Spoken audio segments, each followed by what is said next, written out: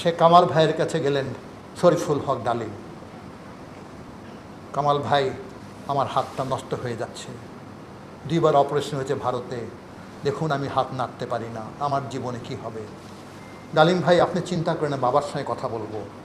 3 দিন পরে টেলিফোন করলো, আপনি আসুন আমাদের বাসায়, আপনি স্ত্রীকেও নিয়ে আসেন, বাবা আপনার সঙ্গে কথা বলবেন।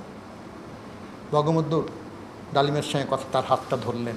আহারে, তুই এত বাচ্চা ছেলে, মাত্র বিয়ে করেছিস কিছুদিন আগে, তোর হাতটা, না না তুই চিন্তা করিস না, তোর হাতটা আমি ভালো করে দিব, ভালো করে দিব, তুই বাসায় যা। কামালের কাছে তোর টেলিফোন নাম্বার আছে? বলে আছে। 4 দিন পরে কামাল ভাই টেলিফোন করলো, আপনি চলে আসেন ডালিম ভাই, ট্র্যাজেডির বলে বলতে কষ্ট হচ্ছে। তাকে পাশে বসালো। বৌমা, তুমি তো আর তোমার খালার কাছে যাও। নিম্মি তার ওয়াইফকে উপরে পাঠিয়ে দিল। বঙ্গবন্ধু বললেন, হাতটা ধরলেন, সেই হাতটা, আর চিন্তা করিস না, তোর সব অ্যারেঞ্জমেন্ট হয়ে গেছে। তোর শ্বশুর পুলিশ অফিসার না, এসপি না? বলে জি স্যার। তাকে আমি অলরেডি অর্ডার করে দিয়েছি কাউন্সিলর করতে। কোথায়? লন্ডনে।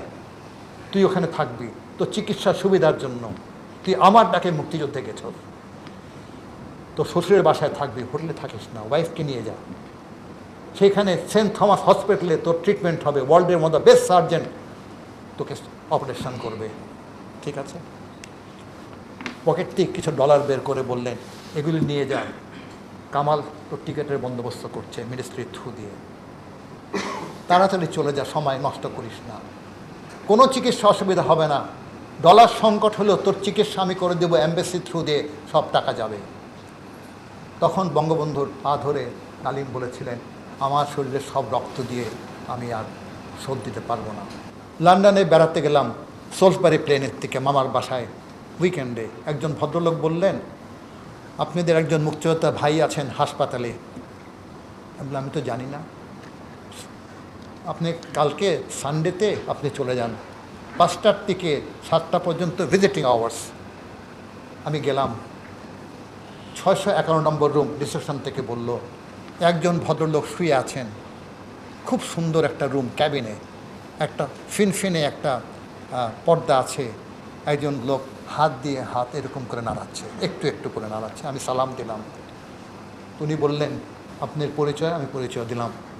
তো আপনি তো মুক্তিযোদ্ধা, বসুন। স্যার আপনি কেমন আছেন? বললেন, দেখেন বঙ্গবন্ধু আমার হাতটাকে ভালো করে দিয়েছেন, আমি হাতটা নাড়াতে পারছি এখন, চোখের পানি তার, তিনি আমার সব বন্দোবস্ত করেছেন, চামড়া দিয়েও সেই আমি তার শোধ করতে পারবো না। কেঁদে দিলেন। আমি বললাম, কিন্তু শুধু আপনার বঙ্গবন্ধু না, এরকম অনেক মানুষের উপকার করছে। বললেন, কি বলে কৃতজ্ঞতা প্রকাশ করব? আমি চলে আসলাম। এই ব্যক্তি ছিলেন শরীফুল হক ডালিম, যে রেডিও স্টেশনে গিয়ে বলেছিলেন স্বৈরাচারী মুজিবকে আমরা হত্যা করেছি। সেই লোকেই তার সমস্ত আত্মীয় স্বজনকে হত্যা করেছে।